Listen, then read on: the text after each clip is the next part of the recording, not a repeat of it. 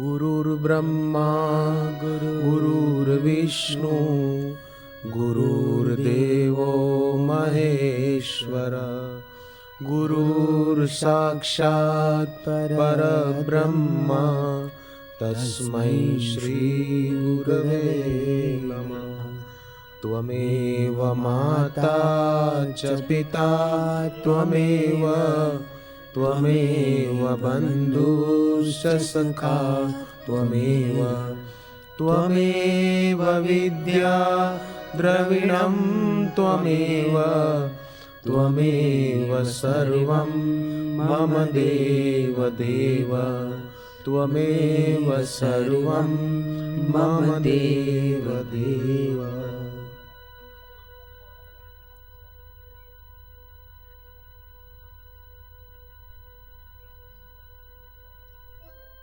ॐ नमो नारायणाय। ॐ नमो नारायणाय। ॐ नमो नारायणाय। ॐ नमो नारायणाय। ॐ नमो नारायणाय। ॐ नमो नारायणाय।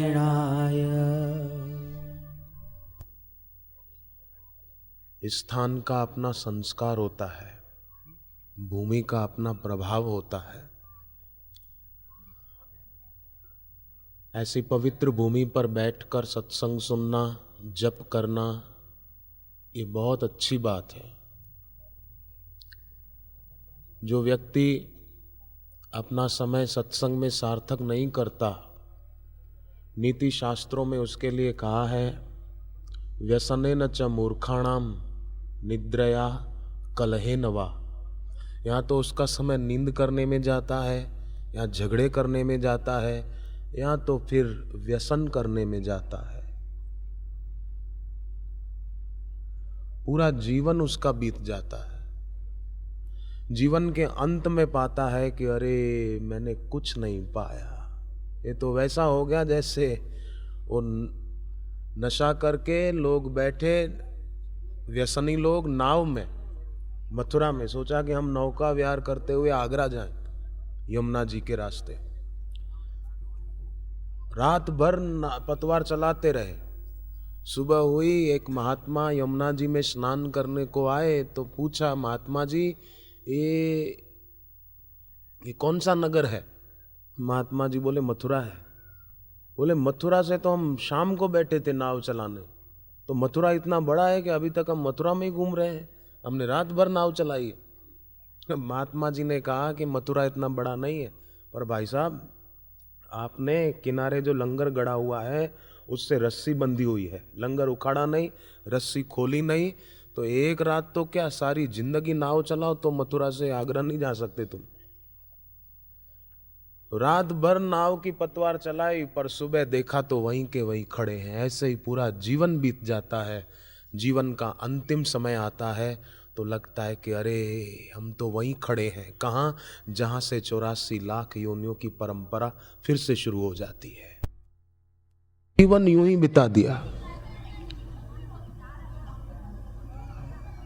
यूं ही बीत न जाए जीवन, यूं ही बीत न जाए। देखो सावधान तुम रहना,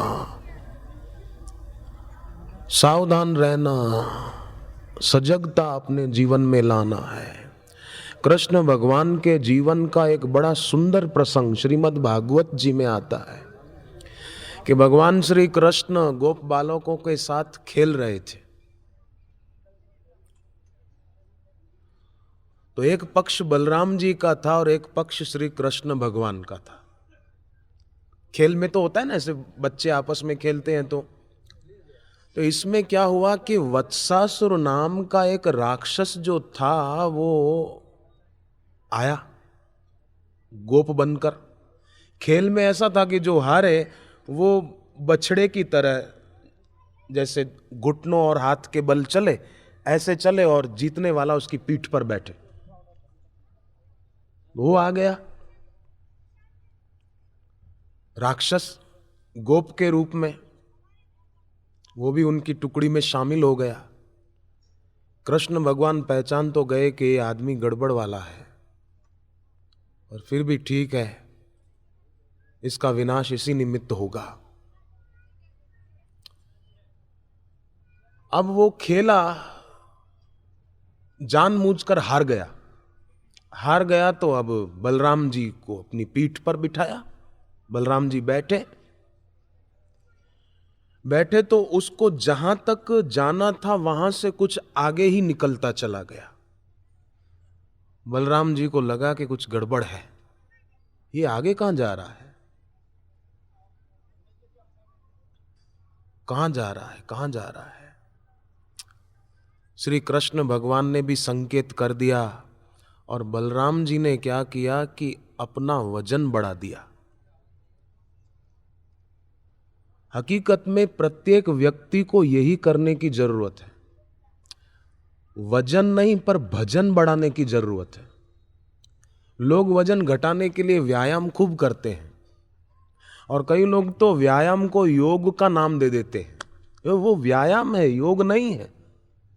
योग तो गीता पढ़ो, दूसरे अध्याय का 48वां श्लोक, दूसरे अध्याय का 50वां श्लोक, छठे अध्याय का 23वां श्लोक, पता चलेगा योग किसको बोलते हैं। व्यायाम को योग की संज्ञा दे दी, ये योग नहीं है।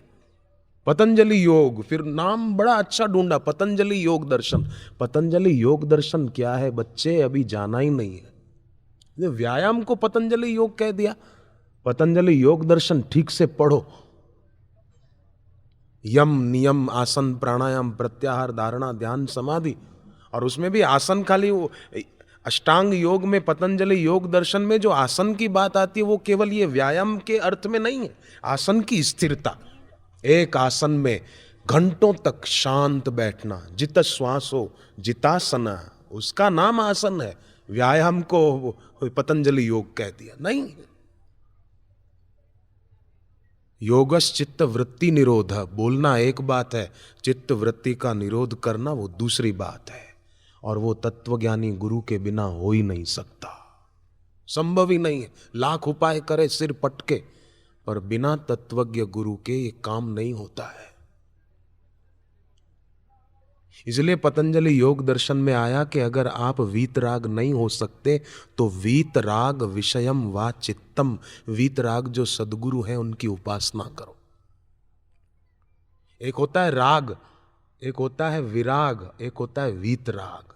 राग माना किसी वस्तु से जुड़ गए कि इसके बिना तो नहीं चलेगा, चाय के बिना तो नहीं चलेगा, कॉफी के बिना नहीं चलेगा, मिठाई के बिना नहीं चलेगा, इसके बिना नहीं चलेगा, इससे दोस्ती के बिना नहीं चलेगा, ये राग है। विराग है नहीं, हमको ये नहीं चाहिए, हम चाय नहीं पीते, हम तीखा नहीं खाते, हम लहसुन नहीं खाते, हम प्याज नहीं खाते, हम ये नहीं खाते, ये विराग है। और वीतराग, हो तो क्या नहीं हो तो क्या। जैसे जल में कमल होता है, जल कमल को छू नहीं पाता, ऐसे ही संसार में रहे वीतरागता। तो स्वयं हम वीतराग न हो पाए तो जो वीतराग गुरु हैं उनकी उपासना की बात पतंजलि योग दर्शन में आती। गीता में जरूर भगवान ने कहा तपस्वी भ्यो अधिको योगी ही, तपस्वी से भी योगी अधिक है, पर वो व्यायाम करने वाला योगी नहीं। ज्ञानी भ्योश्च मतो अधिकाः कर्मी भ्योश्च अधिको योगी। केवल कर्म कांड में ही जो उलझा हुआ है। आजकल लोग कितने विचित्र कर्म कांड में उलझ गए, कर्म को भूल गए, कर्म सिद्धांत को भूल गए, कर्म कांड में उलझ गए। बाहर की शुद्धि खूब रखते हैं, स्वच्छता बहुत रखते हैं, पवित्रता भूल गए। स्वच्छता, हाथ धो ले, जरा ये कर दे, जरा ये, पवित्रता भूल गए। स्वच्छता एक बात है, पवित्रता दूसरी बात है। कर्मी भ्योश्च मतो अधिकाः तस्मात् योगी भवार्जुना। कर्मी भ्योश्च अधिको योगी तस्मात् योगी भवार्जुना। इसलिए अर्जुन तू योगी हो जा। तो योगी मतलब व्यायाम करने वाला योगी नहीं, योगी वो कामना रहित स्थिति, वासना रहित स्थिति, इच्छा रहित स्थिति, राग रहित स्थिति। ऐसा योगी बनने की बात भगवान ने गीता में कही है। और वो योगी बनेगा भजन बढ़ाने से, अपना भजन बढ़ा दे। तो उन्होंने अपना वजन बढ़ाया, वो वजन सहन न कर सका और आखिर उसका अंत आ गया। कालिय नाग ने जब श्री कृष्ण को अपने पाश में लपेटा तो श्री कृष्ण ने क्या किया, अपना आकार बढ़ाया, ऐसा बढ़ाया कि कालिय नाग का शरीर मानो फटने लगा। भगवान ने संकेत दिया है कि विकारों का पाश आपको अपने बंधन में जकड़े तो आप अपना आकार, अपनी साधना बढ़ाओ, अपनी उपासना बढ़ाओ, ताकि उसका आकार, उसका विकार का जो है पाश, वो टूटने लगे। हनुमान जी को नागपाश में बांधा गया तो हनुमान जी छोटे हो गए। श्री कृष्ण को नागपाश में बांधा गया तो श्री कृष्ण ने आकार बढ़ा दिया। सोहम की उपासना, दासोहम, हनुमान जी ने दासोहम का बोध दिया, श्री कृष्ण ने सोहम। अपनी साधना को बढ़ाना है, अपनी उपासना को बढ़ाना है। ठंड बहुत है, ठंड बहुत है, ठंड बहुत है, 5 बजे उठ नहीं पाते। आज मैंने एक लड़के को पूछा, जवान लड़का, कितने बजे उठता है? बोले 6 बजे उठता हूं। मैंने कहा तू जवान आदमी होकर सुबह 6 बजे उठता है? 5 बजे के बाद सुना, डोंगरे जी महाराज बोलते थे, नाथ द्वारा में भी उनकी कथा हुई थी। डोंगरे जी महाराज बोलते थे, सुबह 5 बजे के बाद जिसको सोने की मजा आती है उसको ऊपर जाने के बाद सजा बहुत आती है। मुझे उनकी बात बड़ी अच्छी लगी। संतों की कोई भी बात अच्छी लगे उसको पकड़ लेना चाहिए और वैसा करना चाहिए। ठंड बहुत है, ठंड बहुत है। और गुजराती लोग तो बोलते हैं हाडका में ठंडी पेसी गई है। तो शू करिए कि चाय पिए, चाय पिए, हड्डियों में, अब ठंडी हड्डियों में घुस जाएगी। तुम कंबल ओढ़ के बैठे हो, स्वेटर पहन के बैठे हो, कमरा खिड़की बंद करके बैठे हो, हड्डी में ठंडी कहां से घुस जाएगी? पहले चाय पियो। नहीं, सूर्य भगवान उदय हुए, एक लोटा जल दे, फिर मुंह जूठा कर। हम भारत देश के वासी हैं, हम ऋषियों की संतानें हैं। भारत देश एक विलक्षण देश है। आप सभी के चरणों में मेरी हाथ जोड़ के प्रार्थना है, भारत देश में जन्म होता है केवल मुक्त होने के लिए होता है। ये वो भूमि है, भारत भूमि को साधारण नहीं समझना। स्वामी विवेकानंद बोलते थे, अब अगर किसी देवी की उपासना की आवश्यकता है तो एक भारत माता की उपासना की आवश्यकता है। इस भारत देश में अब जरूरत है इस बात की कि लोगों को सादगी का महत्व समझ में आए, अपना व्यक्तिगत खर्च कम करने का महत्व लोगों को समझ में आए। आज तो बस शादी है तो दिखावा किया, पार्टी की। मदन मोहन मालवीय जी को एक सेठ जी ने कहा, मेरे बेटे की शादी है, आप आइएगा। बोले मैं नहीं आऊँगा। बोले क्यों? बोले बस मुझे नहीं आना, बात पूरी हो गई, मेरी मर्जी, मैं नहीं आऊँ। बोले पर कारण क्या? बोले कहाँ तो एक जगह गरीबों की बस्ती में खाने को भी नहीं, एक टाइम खाते एक टाइम नहीं खाते, और कहाँ तुम जो लोग खूब खाते पीते हैं, जिनके पास खूब खाने को है, कभी खुटे नहीं, ऐसे लोगों को तुम पार्टी दोगे, उनको खिलाओगे पिलाओगे, और कितना उसमें बिगाड़ होगा। ऐसी पार्टी में मैं आऊं? मैं नहीं आऊंगा। सेठ ने पार्टी कैंसिल कर दी और गरीबों की बस्ती में जाकर भंडारा किया। मदन मोहन मालवीय जी पता लगाकर बिना बुलाए पहुंच गए और सेठ को शाबाशी दी कि शाबाश है तुझे, तेरी बुद्धि को साधुवाद है। आज आमेट आश्रम में एक जगह मार्बल लगाया था तो बापूजी ने खूब डांटा वहां के संचालक को, क्यों लगाया, यहां क्या जरूरत थी, किस लिए लगाया? इतने पैसे, जितने पैसों से यहां ये पत्थर आया, उतने पैसे गरीबों की सेवा में लगते। हालांकि कल वहां भंडारा भी हुआ था, अनाज बांटा गया था, गेहूं, चावल, शक्कर आदि, और दक्षिणा भी, मिठाई भी। आज सुबह डांटा कि इतने पैसे गरीबों की सेवा में जाते, तूने काय को इधर लगाया?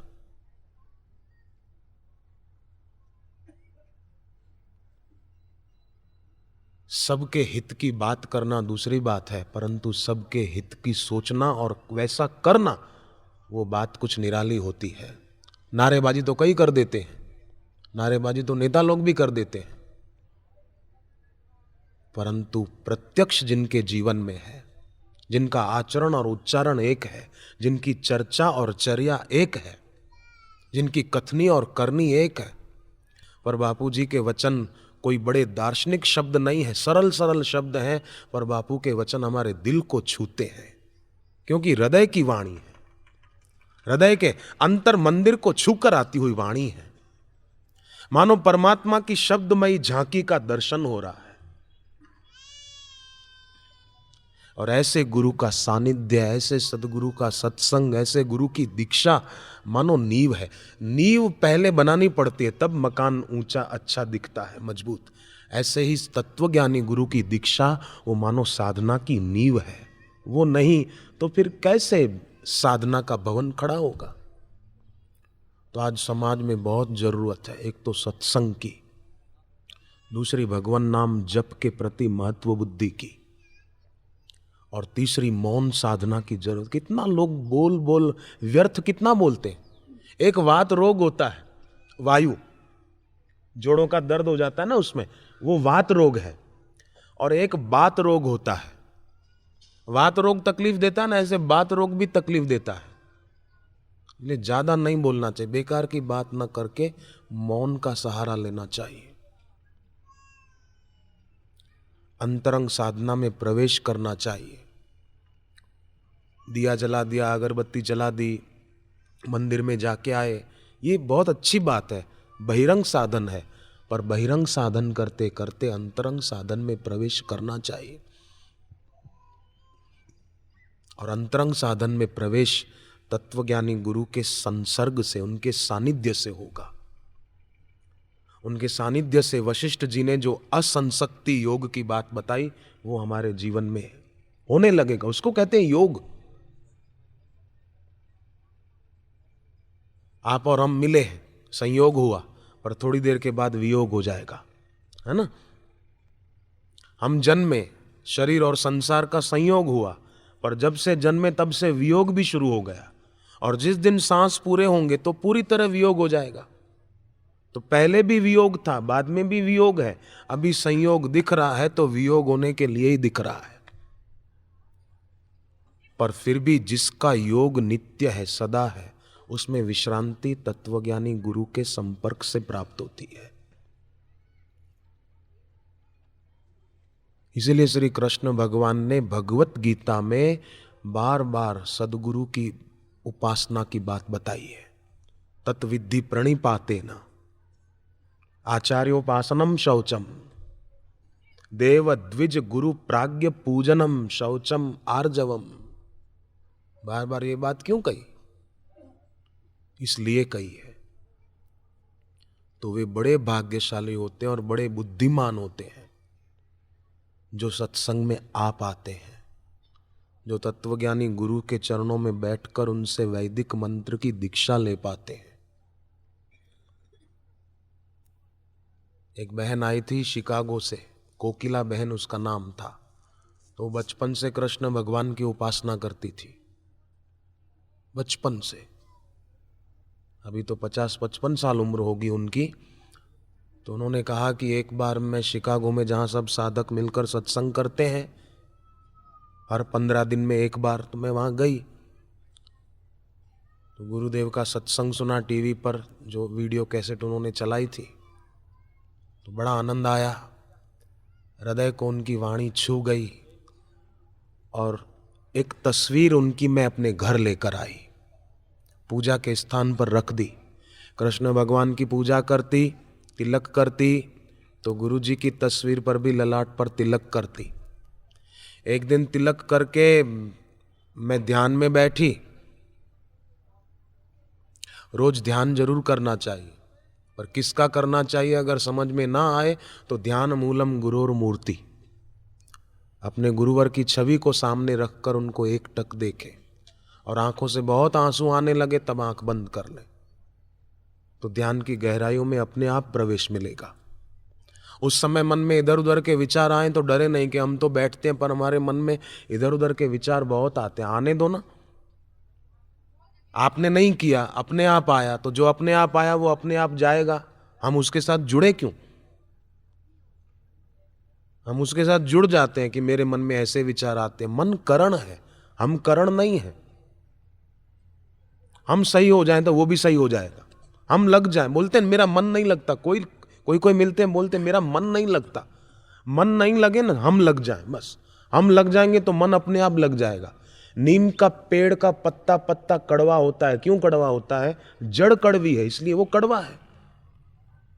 पत्ते के ऊपर शहद लगा दो, चाशनी लगा दो मिश्री की, शक्कर की, तो वो पत्ता मीठा नहीं हो जाएगा। आप चबाओ, उसकी कड़वाहट आएगी, क्योंकि जड़ कड़वी है।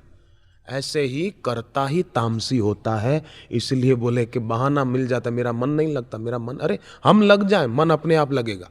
वो करण है, हम कर्ता हैं। कर्ता सात्विक होगा, करण अपने आप सात्विक होंगे। कर्ता सात्विक होगा, श्रद्धा सात्विक होगी। श्रद्धा सात्विक होगी, आध्यात्मिक उन्नति हुए बिना रहेगी नहीं। श्रद्धा जो होती है ना गुरु में, भगवान में, वो अंतःकरण के अनुरूप होती है। ध्यान देना कृपा करके। और व्यक्ति का अंतःकरण तामसी अगर होता है तो श्रद्धा तामसी होती है। और अंतःकरण तामसी क्यों होगा? हृदय तमोगुण से क्यों भरेगा? एक तो खान पान ऐसा खाते हैं, लहसुन खाते हैं, प्याज खाते हैं, होटलों का खाते हैं, पेप्सी कोका कोला पीते हैं, ये तामसी भोजन है, तो तमोगुण बढ़ेगा। तमोगुण बढ़ेगा तो श्रद्धा तामसी होगी। श्रद्धा तामसी होगी तो फिर जादू टोने वालों के पास जाएगा, तांत्रिकों के पास जाएगा, ताबीज वालों के पास जाएगा, तत्वज्ञानी गुरु के पास नहीं आएगा। तामसी श्रद्धा है।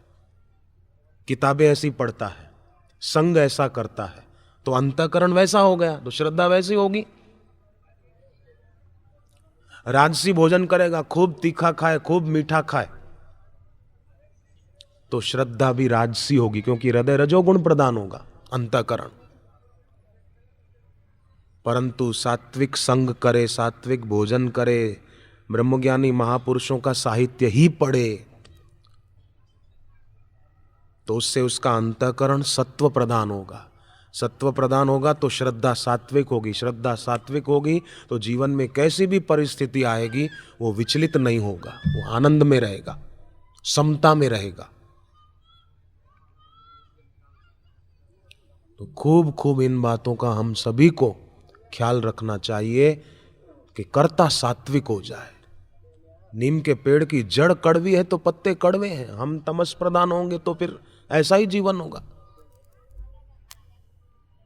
दो दोस्तों ने सुना कि भाई बाहर की चीजें नहीं खानी चाहिए। एक ने दूसरे को कहा अपन आज से बाहर का नहीं खाएंगे।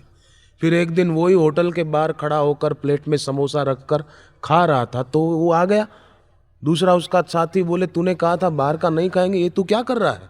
तो उसने समोसे के ऊपर का कवर हटा के अंदर का खाता हुआ बोला, बाहर का थोड़ी खा रहा हूं, अंदर का खा रहा हूं। लोग तरह तरह के तर्क देकर अपनी वासना को पोषित करते हैं, परंतु उससे क्या होगा? तो भाई मेरे बात सुनो। एक आदमी गया किराने की दुकान पर, कहा सेठ को, दुकान वाले को, मैं बड़ा गरीब हूँ, पैसे नहीं है, बच्चे भूखे मर रहे हैं, बूढ़ी माँ भूखी बैठी है, थोड़ा सीधा सामान उधार दे दो तो मैं जरा घर पे सबको खिलाऊं, व्यवस्था होगी पैसों की मैं दे दूंगा। दुकान वाला धर्मात्मा था, देखा बेचारा गरीब है, भूखे मर रहे हैं बच्चे, दे दिया। पर जाते समय उसको कहा कि सुन, नगर में सर्कस वाले आए हैं, कहीं ऐसा ना हो ये बेचकर तू सर्कस देखने चला जाए। बोले नहीं नहीं, उसके लिए पैसे मैंने अलग निकाल के रखे हैं, ये नहीं बेचूंगा मैं, पैसे उसके लिए हैं। अब सर्कस देखने के लिए पैसे रखे हैं, अनाज खरीदने के लिए उसके आगे भीख मांग रहा है। ऐसे ही लोग होते हैं विचित्र। बेकार के कामों के लिए खूब समय है उनके पास, गपशप करने के लिए खूब समय है, शादी पार्टी में जाने के लिए खूब समय है, पर सत्संग में जाने के लिए हम बोले मेरे पास टाइम नहीं है, आई एम वेरी बिजी।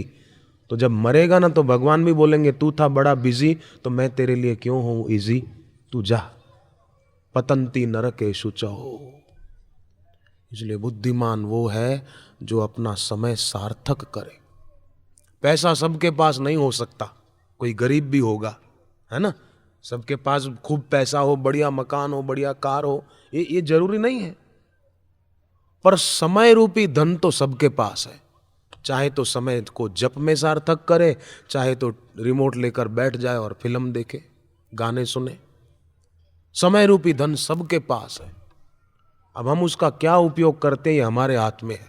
भगवान ने स्वतंत्रता दे दी है, हम चाहे दुरुपयोग करें चाहे सदुपयोग करें, मर्जी इंसान की है।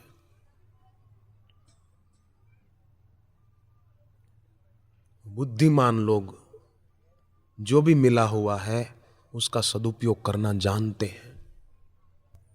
शास्त्रोक्त जीवन व्यक्ति जिए ना तो बड़ा सुखी होता है, पर मनमाना आचरण करने पर ही व्यक्ति दुखी होता है।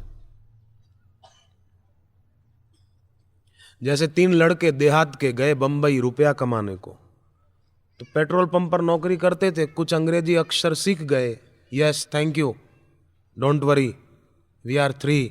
अब इसका अर्थ क्या उनको आता नहीं था, पर बोलते रहते थे। थोड़े रुपए इकट्ठे हुए तो गांव लौटे। गांव वालों ने सोचा बंबई में रहकर आए हैं, जरा पूछें क्या क्या देख कर आए, कहाँ कहाँ घूम कर आए। पूछा बंबई में क्या देखा, बोले यस। अरे बंबई में क्या देखा, कहाँ घूमे, बोले थैंक यू। बंबई में कहाँ रहे, बोले डोंट वरी। गांव वालों ने सोचा कि अंग्रेजी भाषा है, अपने को तो कुछ पता नहीं, छोड़ो भाई जाने दो, अब इनकी भाषा यही जाने। गांव में हो गई चोरी, शहर से आई पुलिस। गांव वालों ने सोचा अपन तो अनपढ़ हैं, वो बंबई से जो पढ़ लिख कर आए ना उनको आगे कर दो। गांव वाले उन तीनों को घेर कर आने लगे। वो पीएसआई को हुआ कि शायद गांव वालों को इन 3 पर शक है। पीएसआई ने जरा कड़क आवाज से पूछा, क्यों, गांव में चोरी हुई बात सच है? पहला बोला यस यस। फिर पीएसआई ने पूछा, चोरी किसने की तुम जानते हो? तो दूसरा बोला वी आर 3, वी आर 3। अब उसको पता ही नहीं क्या बोल रहा है। वी आर 3 मतलब हम 3, तुमने चोरी की? बोले we are 3, we are 3। PSI ने कहा, चोरी का अंजाम जानते हो, जेल में जाना पड़ सकता है। तीसरा बोला डोंट वरी, डोंट वरी, माने कोई बात नहीं, कोई बात नहीं, कोई बात नहीं। तीनों को ले गए जेल में। तीनों बोले thank you thank you thank you thank you. अब वो बंबई से कुछ सीख कर आए थे तो सोच रहे थे कि हम कोई बहुत बड़ी बात सीख कर आए हैं, पर उनका यस थैंक यू बेचारों को ले गया जेल में। ऐसे ही संसार में लोगों को लगता है कि हमने ये डिग्री पा ली, ये डिग्री पा ली, ये कर लिया, ये कर लिया, पर देखा जाए तो जन्म मरण की जेल में जाने के सिवाय कुछ भी नहीं किया है। संसार में लोगों को उल्टा दिख रहा है, उल्टा। जैसे आईने में उल्टा दिखता है ना, खड़े हो हम पूरब की ओर मुंह करके, तो आईने में देखो तो लगेगा पश्चिम की ओर मुंह करके खड़ा है आदमी। दायां भाग बायां होकर दिखेगा, बायां दायां होकर दिखेगा। तो आईने में जैसे उल्टा दिखता है, ऐसे संसार में लोगों को उल्टा दिख रहा है। हो रहा है नुकसान, पर लगता है कि हमको फायदा हो रहा है। अरे आयु घट रही है, उम्र घट रही है, श्वासों का खजाना जो मिला था उसमें कमी हो रही है, पर लगता है कि मैंने ये कर लिया, मैंने ये कर लिया, मैंने ये कर लिया। राम विमुख संपत्ति प्रभु ताई, जाई रही पाई बिनु पाई। हनुमान जी ने रावण को खूब समझाया, पर रावण ने बात मानी नहीं हनुमान जी की। गुरु तो खूब समझाते हैं, पर शिष्य मानता नहीं। मान ले तो कल्याण हो जाए। देने वाले ने देने में रखी कोई कसर नहीं, पर लेने वाले पर अभी तक हुई असर नहीं। तो भगवान की कृपा है कि यहाँ ऐसा सत्संग का अवसर हमको मिलता है। भगवान की कृपा की पहचान पैसा मिलना नहीं है केवल, भगवान की कृपा की पहचान है सत्संग मिलना, तत्वज्ञ गुरु का सानिध्य मिलना, उनका दर्शन मिलना। ये भगवान की कृपा की पहचान है। जब कोई मर जाता है ना, तो लोग उसको कंधे पर उठाकर बोलते हैं राम नाम सत्य है, राम नाम सत्य है, ऐसा बोलते हैं। सारी जिंदगी उसका जो नाम था वो कोई नहीं बोलता, फलाना भाई सत्य है, फलानी बहन सत्य है, कोई नहीं। सारी जिंदगी तो उसी को सच मान रहे थे, पर जरा एक झटका आया तब सब बोलते राम नाम सत्य है। जन्मा तब अनामी था, अब ननामी पे आया। हाँ, पहले अनामी, अब ननामी। तो ननामी पर भी उसका नाम, गुजरात में अर्थी को ननामी बोलते, ठाठड़ी भी बोलते, ननामी भी बोलते। तो जन्मा तब अनामी था, कोई नाम नहीं था। अब ननामी पे आया तो भी नाम नहीं रहा, अब बोलते राम नाम सत्य है। तो जो एक दिन झूठ हो जाएगा, उस झूठ में इतनी आसक्ति क्यों? राम नाम सत्य है।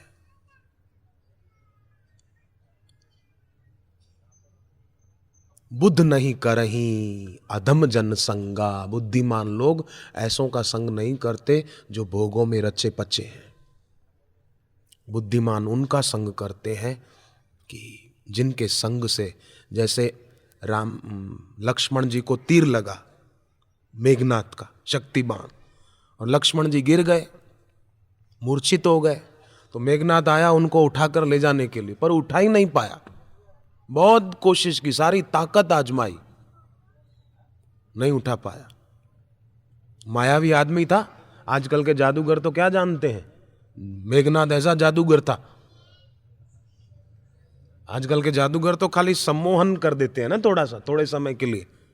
मेघनाद तो ऐसा जादूगर था कि युद्ध करते करते अदृश्य हो गया, ऊपर आसमान में चला गया, और वहां से अंगारे बरसाने लगा, अग्नि बाण, ऐसे तीर बरसाए, ऊपर से आग, नीचे पानी, पानी बढ़ता गया, ऊपर आग। अब वानर जाएं तो कहां जाएं, ऐसी माया उसने दिखाई। ऐसा मेघनाद लक्ष्मण जी को उठा न पाया। हनुमान जी आए, हनुमान जी को देखकर वो डर कर भाग गया। डरता था वो हनुमान जी से। और हनुमान जी जैसे ही आए, लक्ष्मण जी को जैसे कोई फूल उठाए ऐसे उठा लिया और राम जी के वहां पहुंचा दिया। तो लक्ष्मण जी ने प्रेरणा दी है कि अगर हमारे जीवन में कभी गिरावट आ जाए, किसी गलत व्यक्ति के संपर्क से हम गिर जाएं, तो फिर हम उसका संपर्क न करें जिसने हमको गिराया। साधना की ऊंचाई से, संयम के शिखर से, आध्यात्मिकता की ऊंची उड़ान से फिर हम उसका संपर्क न करें। फिर तो हनुमान जी जैसी सोच जिनकी हो उनका संपर्क करें, तो वो राम जी की गोद में पहुंचा देते हैं। नहीं तो मेघनाद रावण के पास ले जाना चाहता था। ऐसों का संग न करें। अगर कोई है ऐसा तो राम राम करें। कोई फालतू निंदा करे किसी संत की, महापुरुष की, तो नहीं। रामकृष्ण परमहंस बोलते थे, आपका पड़ोसी से कितना ही अच्छा संबंध हो, पर अगर वो आपके घर में गटर का पानी मोड़े तो, नाली का पानी मोड़े तो आप आने दोगे? नहीं। नहीं तो फिर कोई हमारे कानों में निंदा का जहर डाले गंदा, तो क्यों हम उसका संपर्क करें? हम तो भक्ति बढ़ाएं, अपनी साधना बढ़ाएं। तो कोकिला बहन ने कहा कि मैं तिलक करके, बापूजी की तस्वीर पर ललाट में तिलक करके ध्यान में बैठी। जब आंख खोली तो गुरुजी की तस्वीर पर ललाट में जो तिलक किया था उसमें कृष्ण भगवान की छोटी आकृति नजर आने लगी।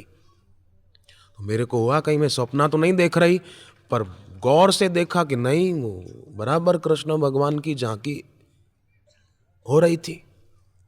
फिर बाहर गई कि कहीं नींद में तो नहीं हूं, बाहर से अंदर आई कि नहीं, फिर वही भगवान की झांकी दर्शन हो रहे थे। और भगवान हृदय में प्रेरणा दे रहे थे कि बेटी, तेरी बचपन से की हुई मेरी उपासना से मैं संतुष्ट हूँ, अब तू जल्दी जा और वैदिक मंत्र की दीक्षा लेकर अपनी आध्यात्मिकता में ऊंची उड़ान भर, साधना में आगे बढ़। फिर तो बोले तुरंत मैंने टिकट बुक कराई और शिकागो से भारत आई और दीक्षा लेकर पति के साथ फिर लौट गई। पुण्य हो तो अमेरिका से भारत दूर नहीं लगता, पुण्य न हो ना तो पड़ोस में रहता होगा फिर भी सत्संग में नहीं आ पाएगा। पड़ोसी कहेगा चल मैं जा रहा हूं, बोले तुम सुन के आना, मेरे को बता देना महाराज जी क्या बोले थे, खुद नहीं आएगा। स्वामी शरणानंद, जिनको महात्मा गांधी भी आदर से सुनते थे, स्वामी रामसुखदास जी भी बड़े आदर से सुनते थे, वो स्वामी शरणानंद ब्रह्मलीन हो गए अब तो। वो कहा करते थे सत्संग माने क्या? सत्संग माने जो सुना हुआ है शास्त्र से, गुरु से, उसका आदर करना, उसको क्रियान्वित करना, उसका नाम सत्संग है। स्वामी शरणानंद कहते थे जो मिला हुआ है उसका सदुपयोग करना, उसका नाम सत्संग है। और जिसको मानते हो उस पर पूरा भरोसा करना, उसका नाम सत्संग है। और ऐसा सत्संग जब होगा ना, तो जो रुचि संसार की है ना, वो रुचि नष्ट हो जाएगी। रुचि पर विधान की जीत हो जाएगी। बुराई करने वाले मनुष्य से, विधान पर रुचि को हावी करने वाले मनुष्य से पशु लाख दर्जा ज्यादा अच्छा है। और रुचि पर विधान की जीत में सहयोगी होने वाले मनुष्य देवता से लाख दर्जे अच्छे हैं, देवता से भी। तो क्यों ना हम ऐसे हों, रुचि पर विधान की जीत हो जाए। मेरी चाही मत करो मैं मूर्ख अज्ञान, तेरी चाही मैं प्रभु मेरा है कल्याण। ये हो जाए।